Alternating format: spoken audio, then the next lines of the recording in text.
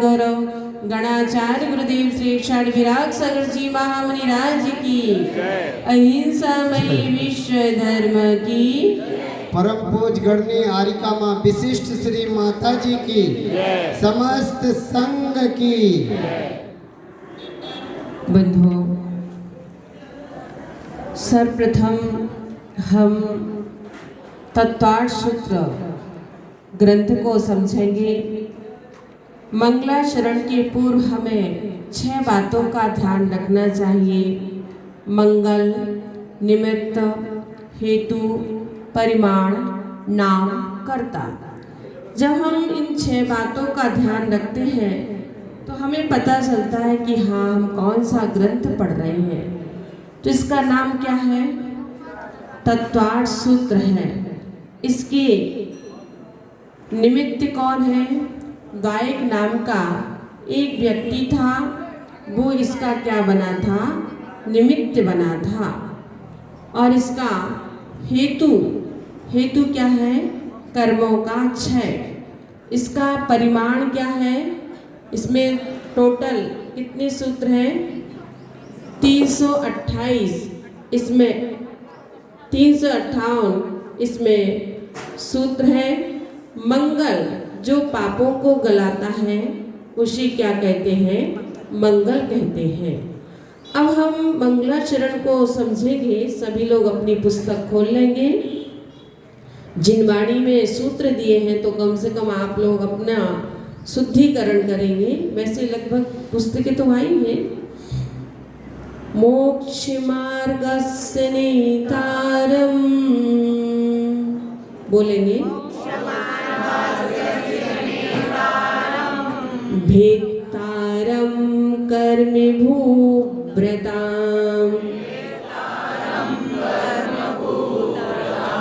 ज्ञातारं विश्वतत्त्वानां,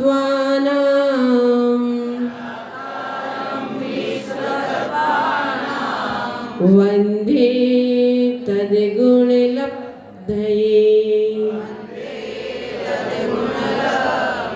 पूरा हम बोलेंगे फिर आपको।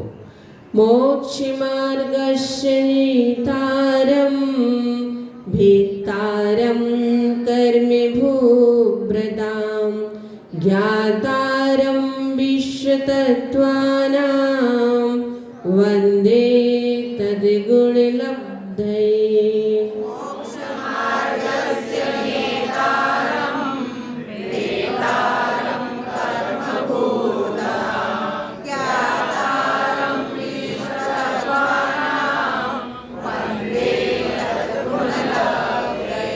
मोक्ष मार्गस्य नेतारम, मैं मोक्ष मार्ग का नेता। भेतारम कर्म भूव्रताम, कर्म रूपी पर्वतों को भेदन करने वाले। और ज्ञातारम विश्व तत्वानाम, विश्व के समस्त तत्वों को जानने वाले। वंदे तद्गुण लब्धे, भगवान को उनके गुणों की प्राप्ति के लिए मैं क्या करता हूँ? नमस्कार करता हूँ। अब शिष्य अपने गुरु से प्रश्न करता है कि हे गुरुदेव, मोक्ष की प्राप्ति का उपाय क्या है? तो गुरुदेव यहाँ पर बता रहे हैं, सम्यक दर्शन ज्ञान चारित्राणि मोक्ष मार्गः।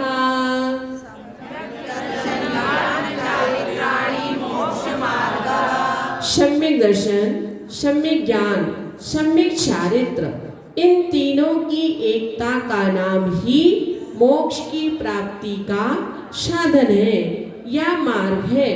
जब तक ये तीनों चीज नहीं रहेंगी तब तक मोक्ष नहीं मिल सकता है। जैसे कि आप लोग शिकंजी बनाते हैं और शिकंजी में क्या क्या डालते हैं? नींबू भी डालते हैं, शक्कर भी डालते हैं और पानी। ये तीनों को मिलकर ही शिकंजी कहते हैं। क्या बूरे और पानी का नाम शिकंजी है क्या? या पानी और नींबू का नाम शिकंजी है क्या? नहीं है।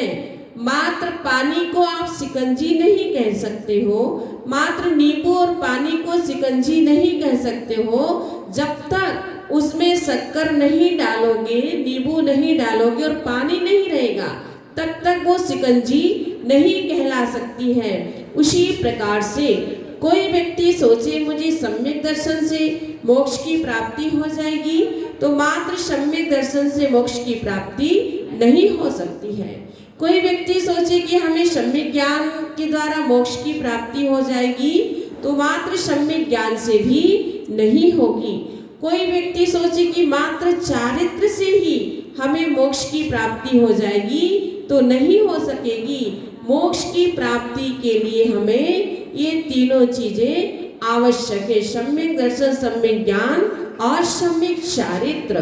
अब फिर शिष्य प्रश्न करता है कि गुरुदेव ये सम्यक दर्शन क्या कहलाता है? तो आचार्य भगवंत यहाँ पर बता रहे हैं, तत्वार्थ श्रद्धानम सम्यक दर्शनम।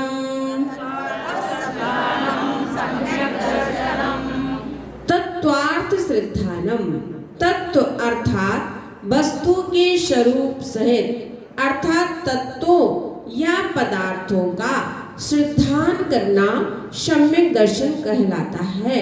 किसका श्रद्धान करना? तत्व और पदार्थों का श्रद्धान करना सम्यक दर्शन है। अब फिर शिष्य प्रश्न करता है, गुरुदेव सम्यक दर्शन की उत्पत्ति की अपेक्षा से कितने भेद हैं और कौन कौन से हैं? तो आचार्य भगवंत यहाँ पर बता रहे, तन्निसर्गा दधि गमाधुआ।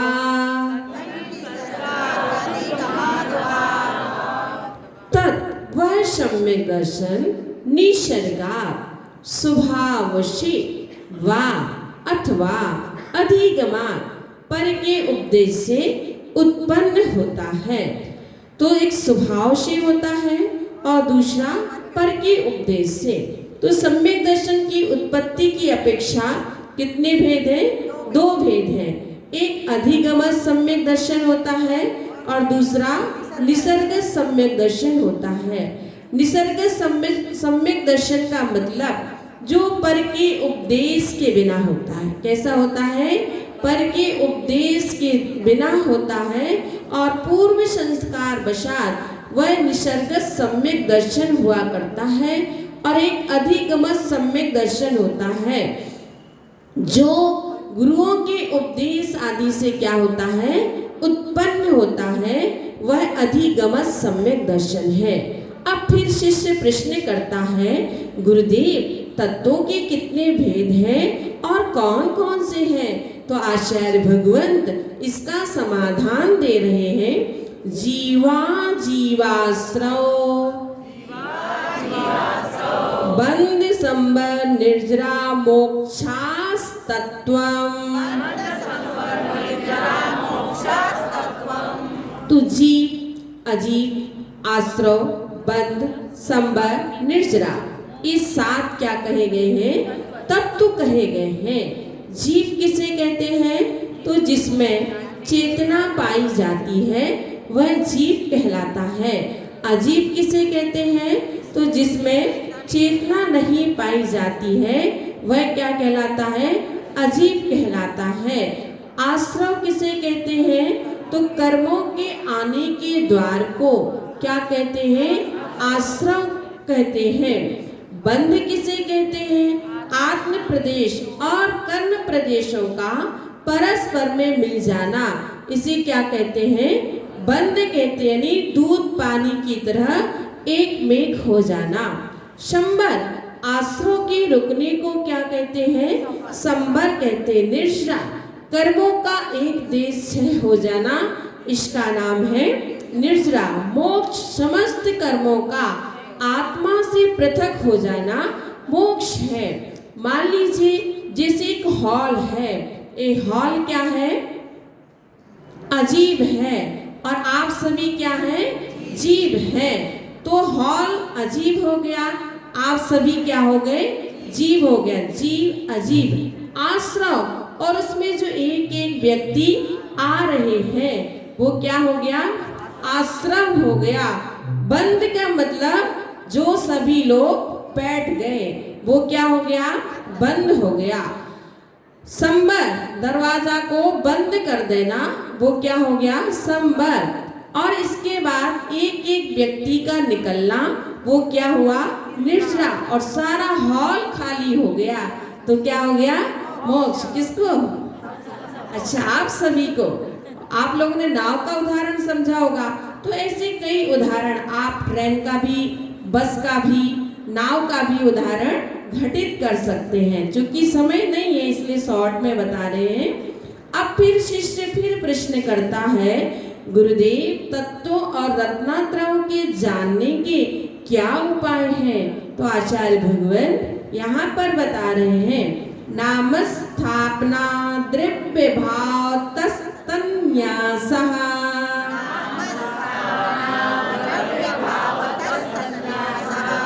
नाम स्थापना, द्रव्य और भाव, तन्यासः उन तत्वों और रत्नात्रयों को जानने के क्या है? रत्नात्रय का निक्षेप या लोक व्यवहार होता है। निक्षेप क्या कहलाता है? तो प्रमाण और नय के अनुसार प्रसिद्ध लोक व्यवहार को क्या कहते हैं? निक्षेप कहते हैं।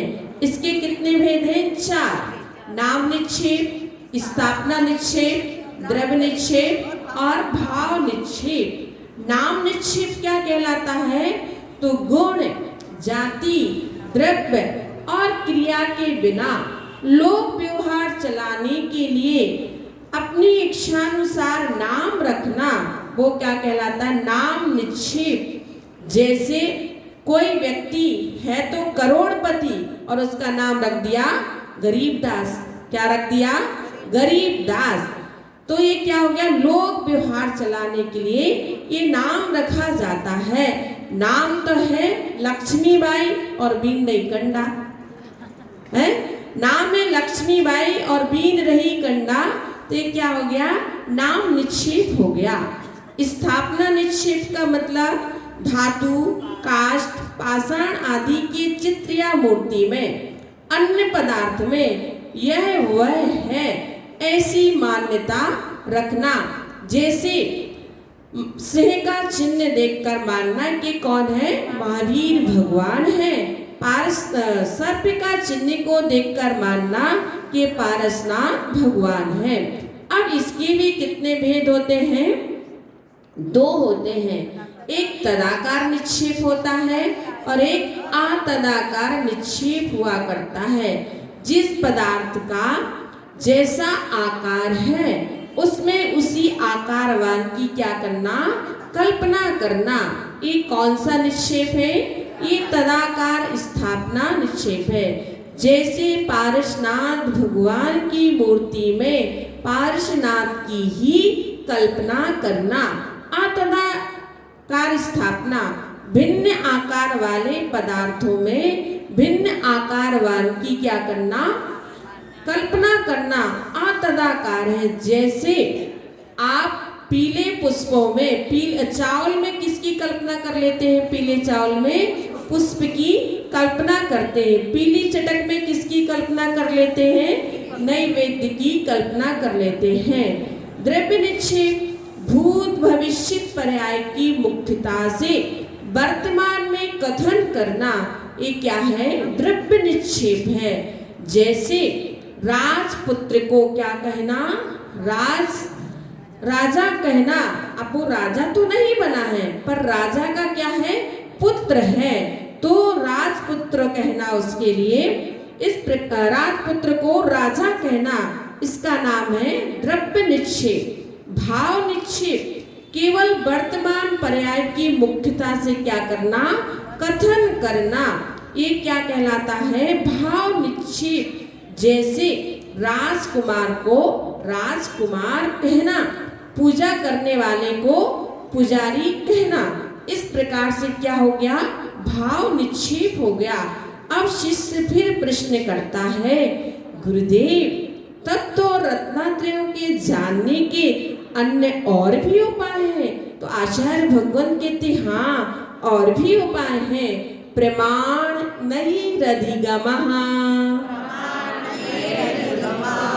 तत्व रत्नात्रय का अधिगमा ज्ञान प्रमाण नहीं प्रमाण और नयों से होता है। तत्व रत्नत्रय का ज्ञान किससे होता है? प्रमाण और नय से होता है। प्रमाण क्या कहलाता है? जो वस्तु को सर्वदेश जानता है वह क्या कहलाता है? प्रमाण। और जो वस्तु को एक देश जानता है वो क्या कहलाता है? नय कहलाता है। अब जैसे प्रमाण और नय का आप एक उदाहरण समझेंगे कि 6 क्या थे? अंधे व्यक्ति थे। कितने थे? 6 अंधे व्यक्ति थे। उनके सामने एक हाथी खड़ा हुआ था। तो एक अंधा व्यक्ति ने पैर पकड़ा। क्या पकड़ा? पैर पकड़ा। और जैसे ही पैर पकड़ा तो कहते अरे अरे हाथी तो किसके समान है? खंबे के समान है। इतने में दूसरा व्यक्ति आया और उसने पेट को पकड़ा। हाथी के पेट को पकड़ा तो क्या बोलता है? अरे अरे हाथी तो किसके समान है? दीवाल के समान है। अब तीसरा व्यक्ति आया तो उसने पूंछ पकड़ी। क्या पकड़ी? पूंछ पकड़ी तो बोलता अरे अरे ये व्यक्ति हाथी तो किसके समान है? सर्प के समान है। अब चौथा व्यक्ति आया, उसने कान पकड़े और जैसे ही कान पकड़े तो कहते अरे अरे हाथी तो किसके समान है? सुबह के समान है। फिर एक छठवां व्यक्ति आया, उसने क्या पकड़ी? सूंड पकड़ी तो कहता कि हाथी तो हॉकी के समान है। अब 6 के 6 अंधों में क्या हो गई? लड़ाई हो गई। सभी लड़ने लगे। कहते अरे हाथी तो खंबे की तरह है। वो कहते अरे हाथी तो दीवार की तरह है। वो कहते अरे हाथी तो सांप की तरह है। कोई कहता हाथी तो हॉकी की तरह है। कोई कहता है सुपा की तरह है। अब 6 के 6 व्यक्ति लड़ रहे थे तो एक आंख वाला व्यक्ति आया, बोला अरे तुम लोग क्यों लड़ रहे हो? तो बोलता अरे लड़ाई इस बात की हो रही। वो कहता हाथी खंबे की समान है, कोई कहता हॉकी के समान है, कोई कहता है सुफा के समान है। तो उसने कहा भैया एक एक वस्तु की जब हम कथन करते हैं तो वो सही है। ये नय तो क्या करता? एक ही वस्तु का कथन करता है तो उस नय की अपेक्षा से ठीक कह रहे हैं। यदि जब हम सर्वदेश का कथन करेंगे तो हम ये नहीं कह सकते हाथी खंबे की तरह है। हाथी जैसा होता है वैसा ही है। तो ये प्रमाण जो होता है वह सर्वदेश कथन करता है और जो नय होता है वह एक देश घटित होता है। अब फिर शिष्य फिर प्रश्न करता है, गुरुदेव तत्व और रत्नात्रय के जानने के अन्य और भी उपाय हैं? तो आचार्य भगवंत कहते हाँ और भी उपाय हैं। निर्देश स्वामित्व साधनाधिकरण स्थिति विधानतः।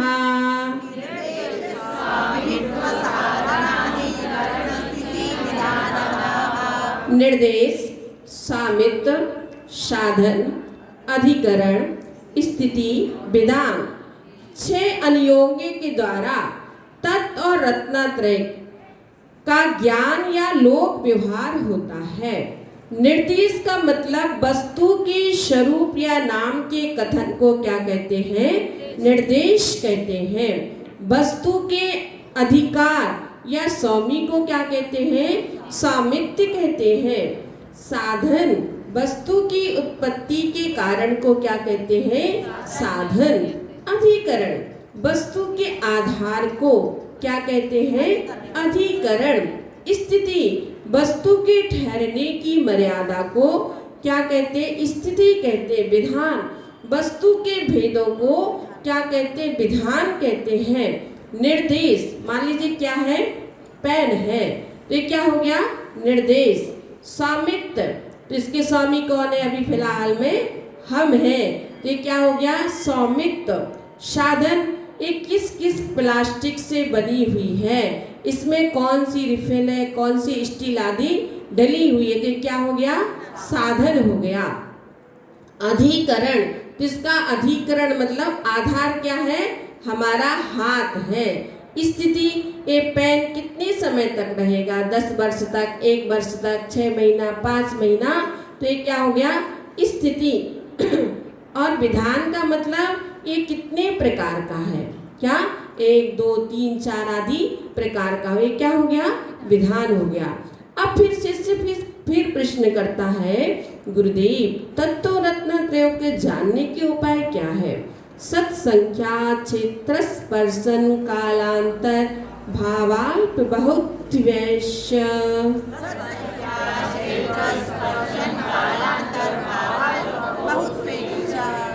सत संख्या, क्षेत्र, स्पर्शन, काल, अंतर, भाव और अल्प बहुत 8 अनुयोगों के द्वारा तत्व रत्नत्रय का क्या होता है? ज्ञान हुआ करता है या लोक व्यवहार होता है। सत क्या कहलाता है? तो वस्तु के अस्तित्व को क्या कहते हैं? सत। जैसे पेन है, ये क्या हो गया? सत हो गया। संख्या, वस्तु की गिनती को क्या कहते हैं? संख्या कहते हैं। जैसे पेन 1 है, 2 है, 3 है, 4 आदि। क्षेत्र, वस्तु के वर्तमान निवास स्थान को क्या कहते हैं? क्षेत्र कहते हैं। जैसे वर्तमान में पेन कहाँ रखा है? चौकी पर, टेबल पर रखा हुआ है। स्पर्शन, वस्तु के तीन कालों संबंधी निवास स्थान को क्या कहते हैं? स्पर्शन कहते हैं। यदि आप बॉम्बे, कलकत्ता अथवा विदेश जाओगे तो वर्तमान, भूत, भविष्य आदि तीनों काल संबंधी जो निवास स्थान है वह क्या कहलाता है? स्पर्शन। काल, वस्तु के ठहरने की मर्यादा को काल कहते हैं। जैसे ये पेन 1 वर्ष, 2 वर्ष आदि समय तक रहेगा, एक काल हो गया। अंतर, वस्तु की विरह काल को अंतर कहते। जैसे मान लीजिए पेन खो गया और 1-2 दिन बाद, 4 दिन, 5 दिन बाद मिला तो वो क्या हो गया? विरह काल और अंतर हो गया। इस प्रकार से भाव, औपसमिक, छायिक या पारिणामिक को क्या कहते? भाव कहते हैं। और ये भाव किस में होते हैं? सिर्फ जीव में ही पाए जाते हैं। अपन सभी वे दूसरे अध्याय के माध्यम से समझेंगे। अल्प बहुत, अन्य पदार्थ की अपेक्षा किसी वस्तु की हीनाधिकता के वर्णन करने को क्या कहते हैं? अल्प बहुत कहते। जैसे यहाँ पर स्त्रियां अधिक है, पुरुष कम है, तो ये हीनाधिक हो गया। अल्प बहुत का कि स्त्रियां अधिक है और पुरुषों की संख्या कम है, तो ये क्या हो गया? अल्प बहुत हो गया। अब फिर शिष्य फिर प्रश्न करता है, गुरुदेव सम्यक ज्ञान के भेद या नाम कौन कौन से हैं? तो आचार्य भगवंत बता रहे हैं, मति, श्रुतावधि, मना, पर्यय, केवलानिस ज्ञानम।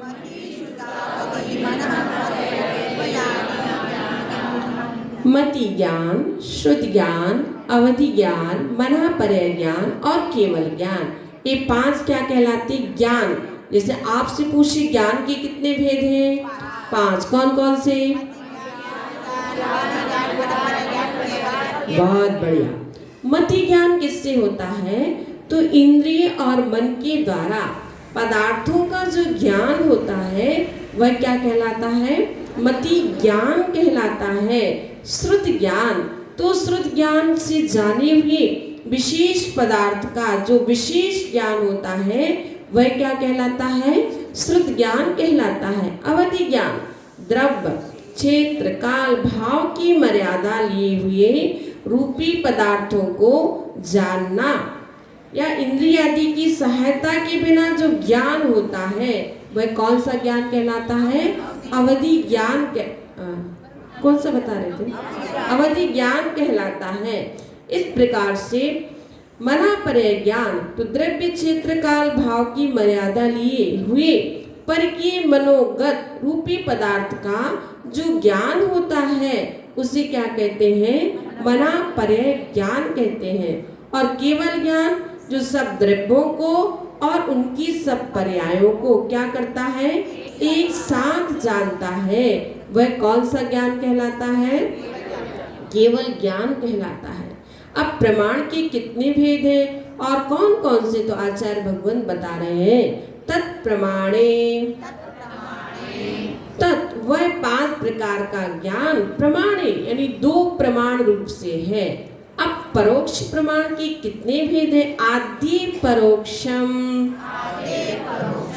आदि के 2 ज्ञान कौन कौन से थे? आदि के तो मति ज्ञान और श्रुत ज्ञान। ये दो ज्ञान कैसे हैं? परोक्ष प्रमाण है।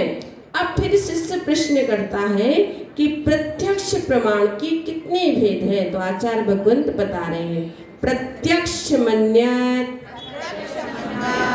अन्यत, यानी शेष तीन, अवधि ज्ञान, मनापरे ज्ञान और केवल ज्ञान, ये कौन से ज्ञान कहलाते हैं?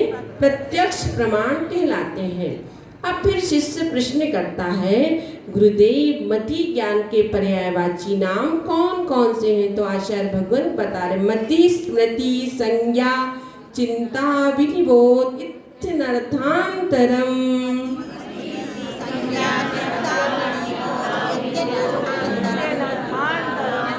मति स्मृति संज्ञा चिंता और अभिनिबोध अन्य पदार्थ नहीं है, ये मति ज्ञान के ही नामांतर है।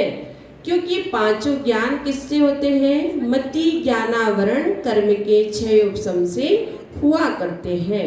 मति ज्ञान किसे कहते हैं?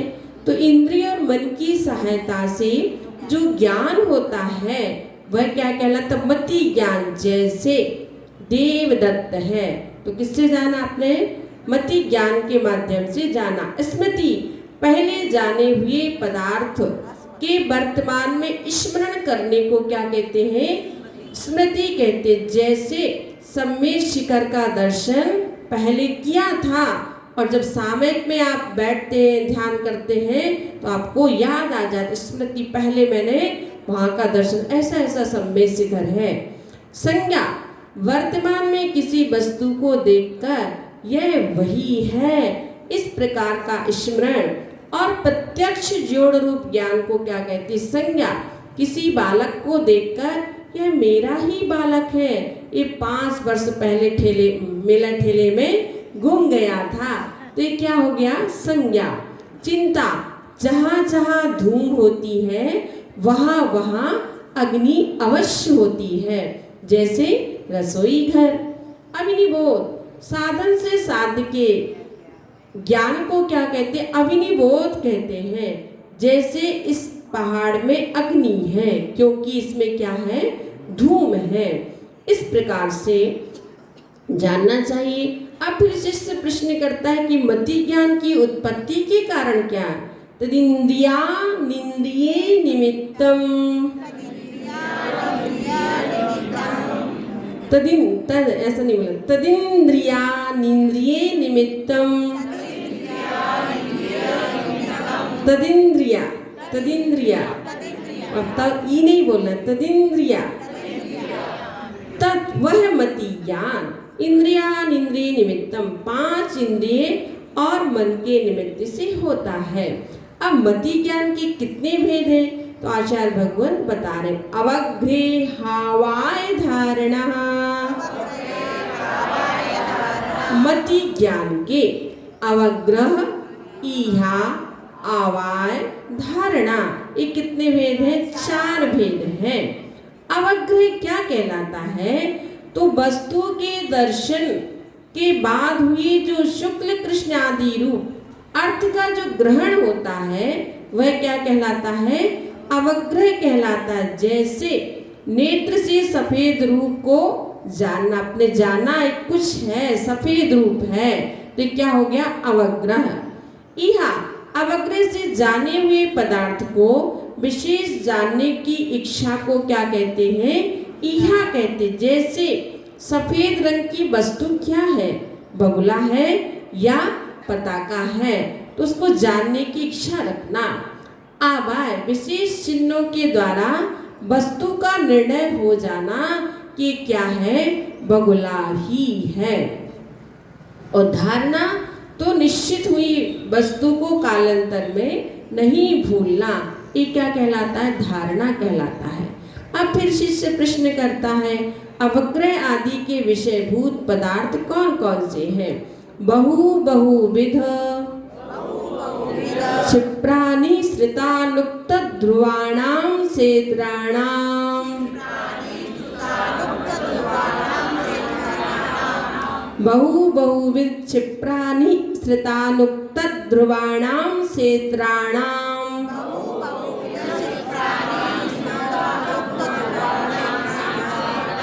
बहु, बहुविध, क्षिप्र, अनिश्रित, अनुक्त, ध्रुव तथा अब इसके उल्टे एक, एक भेद, अक्षिप्र, निश्रित, उक्त और अध्रुव, इन भेदों को अगर मिला देंगे तो कितने हो जाएंगे?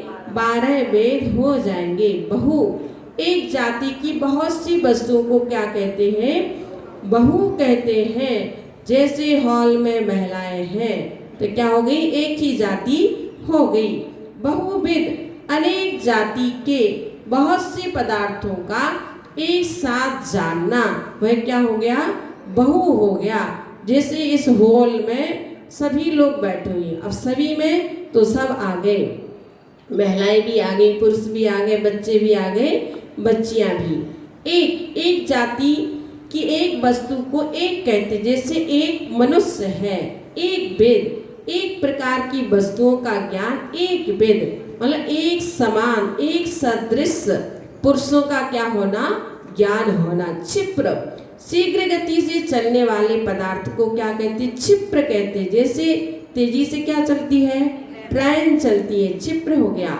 अक्षिप्र, मंद गति से चलने वाले पदार्थ को क्या कहते हैं? अक्षिप्र कहते हैं। जैसे मंद, जैसे घोड़ा, चींटी आदि होते हैं, इनकी कैसी गति होती? बहुत मंद गति होती है। अनिश्रित, छिपे हुए अप्रकट पदार्थ को अनिश्रित कहते हैं। जैसे वस्तु के एक भाग को देखकर पूरी वस्तु को जान लेना। जब कभी तालाब में हाथी वगैरह रहता है, उसके थोड़े हिस्से को अपन ने देखा और ये जान लिया क्या है? हाथी ही है। निश्रित, प्रकट पदार्थ को निश्रित कहते हैं कि जब कोई व्यक्ति पूरा सामने खड़ा होता है तभी अपन जानते हैं हाथी है, मनुष्य है, घोड़ा है आदि। अनुक्त, जो पदार्थ बिना कहीं अभिप्राय से समझा जाता है उसे अनुक्त कहते हैं। यानी हाथ के इशारे या सिर के इशारे से कुछ नहीं कहना, बिना कहे अभिप्राय को जान लेना। ध्रुव, बहुत काल तक जैसा का तैसा निश्चिल होना। जैसे जो सुमेरु पर्वत है, नंदीश्वर द्वीप आदि है, ये जैसे के तैसे क्या होते हैं? निश्चल रहते हैं। अध्रुव, चंचल, बिजली वगैरह को जानना, ये अध्रुव है। और कैसे है? अस्थिर है। बिजली होती है वो कैसी होती है? अस्थिर, क्षणिक ही हुई कि बिल्कुल बस। अब बहु आदि किसके विशेषण है? अर्थस, ये बहु, बहुविध आदि भेद पदार्थ के हैं। अब फिर जिससे प्रश्न करता है अवग्रह ज्ञान में विशेषता। व्यंजनस्यावग्रह, अस्पष्ट शब्द वगैरह पदार्थ का केवल अवग्रह ज्ञान होता है, यह अवाय धारणा नहीं होता है। अब व्यंजनावग्रह की विशेषता क्या है? न चक्षुरनिंद्रियाभ्याम, व्यंजनावग्रह नेत्र और मन से नहीं होता है, फिर किससे होता है? तो शेष 4 इंद्रियों से हुआ करता है। स्पर्शन, रसना, घ्राण और कर्ण, ये 4 इंद्रियों के माध्यम से होता है, मन से भी नहीं होता है। श्रुत ज्ञान का स्वरूप या भेद क्या है? श्रुतम मति पूर्वम दैनिक द्वादश भेदम। श्रुत ज्ञान कैसे होता है? तो मति ज्ञान पूर्वक ही होता है और उसके 2 अनेक तथा 12 वेद हुआ करते हैं। अब फिर शिष्य फिर प्रश्न करता है कि गुरुदेव भव प्रत्यय अवधि ज्ञान के भेद और स्वामी कौन कौन से हैं? भव प्रत्ययो बधिर देवनारकाणाम, भव प्रत्ययो वधिर देवनारकाणाम। भव प्रत्यय नामक अवधि ज्ञान देवनारकाणाम, देव और नारकियों के हुआ करता है। अब गुण प्रत्यय अवधि ज्ञान के भेद और स्वामी कौन कौन है? क्षयोपम निमित्तः षड्विकल्पः शेषाणाम, क्षयोपम निमित्तः, क्षयोपम निमित्तक अवधि ज्ञान, षड्विकल्पः 6 भेद वाला होता है। और किसको होता है? किसको होता है गुण प्रत्यय अवधि ज्ञान? तो मनुष्य और त्रियंचों में होता है। किसमें होता है? दिया किसमें होता है? कौन सा अवधि ज्ञान? गुण प्रत्यय अवधि ज्ञान हुआ करता है। और इसके 6 भेद: अनुगामी, अनुगामी, वर्धमान, येमान, अवस्थित और अनवस्थित, जो कि समय नहीं है, फिर कभी डिटेल से समझाएंगे। मना परे ज्ञान के कितने भेद हैं? ऋजु विपुलमति मनः परयया, मना परयहा, मना परय ज्ञान ऋजु विपुलमति, ऋजुमति और विपुलमति के भेद से कितने प्रकार का होता है? 2 प्रकार का होता है। ऋजु का अर्थ सभी जानते ही क्या होता है? ऋजु का अर्थ सरल हुआ करता है। और दूसरा जो ज्ञान है, कौन सा ज्ञान है? विपुलमति ज्ञान है। तो वो कैसा होता है? मन वचन काय की सरलता से स्पष्ट विचारे गए दूसरे के मन में स्थित रूपी पदार्थों को जानने वाला ज्ञान ऋजुमति मना परय ज्ञान कहलाता है। और विपुलमति जो दूसरों के मन में सरल अथवा कुटिल रूप से चिंतित, अचिंतित, अर्धचिंतित रूप से स्थित रूपी पदार्थों को जानने वाला ज्ञान क्या कहलाता है? विपुलमति ज्ञान कहलाता है। अब ऋजुमति और विपुलमति में क्या अंतर है? विशुद्ध प्रतिपादाभ्याम तद विशेषः, तो विशुद्धि और अप्रतिपाद से तद विशेषा ऋजुमति और विपुलमति में क्या होती है? विशेषता हुआ करती है। विशुद्धि का मतलब सभी जानते हैं कि आत्मा में जो निर्मलता आती है वो किसके माध्यम से आती है? तो मना परय ज्ञान आवरण का क्षयोपशम होने पर आत्मा में जो निर्मलता आती है वह क्या कहलाती है? विशुद्धि कहलाती है। इस प्रकार से विशुद्धि का मतलब ऋजुमति स्थूल ज्ञान और विपुलमति सूक्ष्म ज्ञान, तो विशुद्धिकृत अंतर है। ऋजुमति की अपेक्षा विशुद्धि कम होती है और विपुलमति की अपेक्षा विशुद्धि अधिक होती है। अब फिर शिष्य प्रश्न करता है कि अवधि ज्ञान और मना परय ज्ञान में क्या अंतर है? विशुद्धि क्षेत्र स्वामी विषयेभ्यो वधि मनः परययो,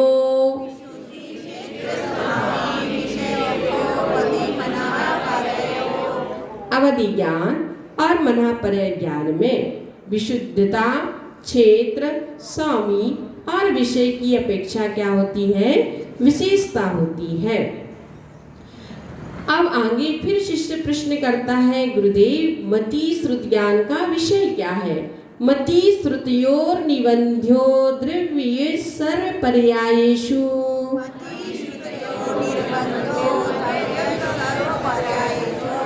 मति और श्रुत ज्ञान का निबंधा विषय संबंध सभी पर्यायों से रहित किसमें होता है? द्रव्यों में हुआ करता है। अब अवधि ज्ञान का विषय क्या है? रूपिष्वदे, अवधि ज्ञान का विषय संबंध रूपेषु, रूपी द्रव्यों में हुआ करता है। अर्थात जो अवधि ज्ञान होता है वो रूपी पदार्थों को जानता है। अब मना परय ज्ञान का क्या विषय? तदनंत भागे मना परयस, उस अवधि ज्ञान के अनंत में भाग में मना परयस, मना परय ज्ञान की प्रवृत्ति होती है। अतः मना परय ज्ञान का विषय संबंध अवधि ज्ञान के अनंत में भाग में होता है। अब केवल ज्ञान का क्या विषय है? तो आचार्य भगवंत बता रहे, सर्व द्रव्य पर्यायेषु केवलस्य, केवल ज्ञान का विषय संबंध क्या होता है? जो सभी द्रव्यों में, सभी पर्यायों में होता है। यानी केवल ज्ञान सभी द्रव्य और सभी पर्याय को जानता है। एक साथ एक आत्मा में रहने वाले कितने ज्ञान हो सकते हैं? एकादीनि भाज्यानि युगपदे कस्मिन्ना चतुर्भ्यः,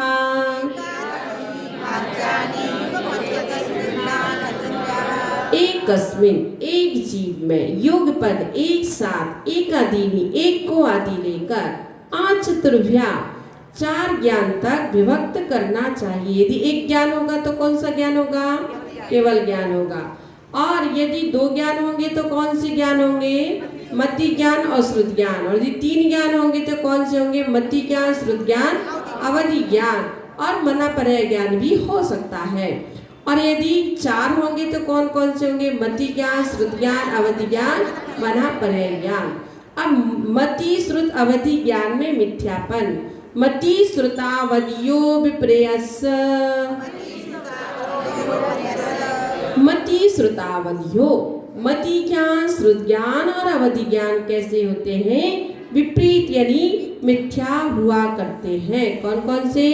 कुमति, कुश्रुत, कुअवधि। एक कैसे होते हैं? मिथ्या ज्ञान होते हैं।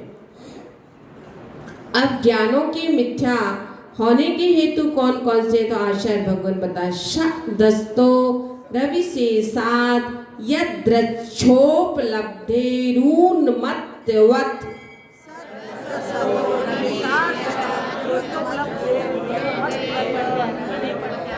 सदस्तो, और आप लोग सद सतोर रवि ऐसा पढ़ते ना, ऐसा गलत है। सदस्तो रविशेषाद् यद्रक्षोपलब्धेरुन्मत्तवत्।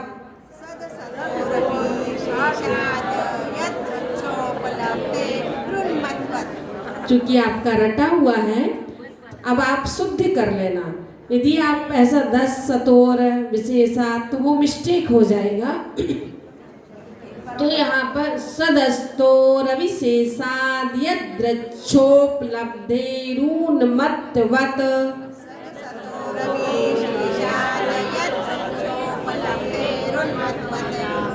ठीक है, आप लोग अभ्यास कर लेना। यद्रक्षोपलब्धे, अपनी इच्छानुसार जैसा का तैसा जानने के कारण सत्य और असत्य पदार्थों में अविशेषात अंतर भेद ना जानने से उन्मत्तवत पागल मनुष्य के ज्ञान की तरह विपर्या यानी विपरीत मिथ्या होता है।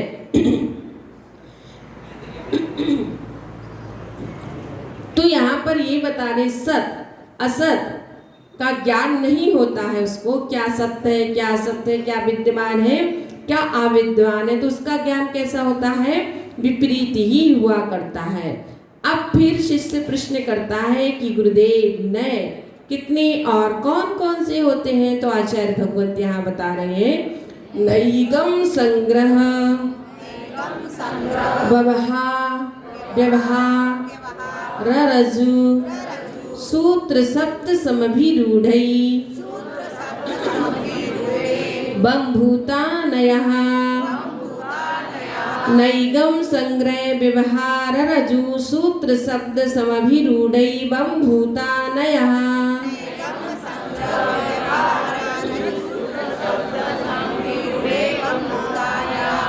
व्यवहार बोलना, व्यवहार रजु, रिजु निकलेगा ना तो रजु ऐसा बोल, रजु रजु। नैगम संग्रह व्यवहार रिजु सूत्र शब्द समविरूढ़ और एवं भूतनय, ये 7 क्या हुआ करते हैं? नए हुआ करते हैं। बिंदु इस प्रकार से इति तत्पाठ सूत्रे मो शास्त्रे प्रथमो अध्याय नमो नमः। इस प्रकार से 7वां अध्याय पूर्ण हो चुका, आपका समय हो चुका है, इसलिए मैंने पहला अध्याय पूर्ण हो चुका है।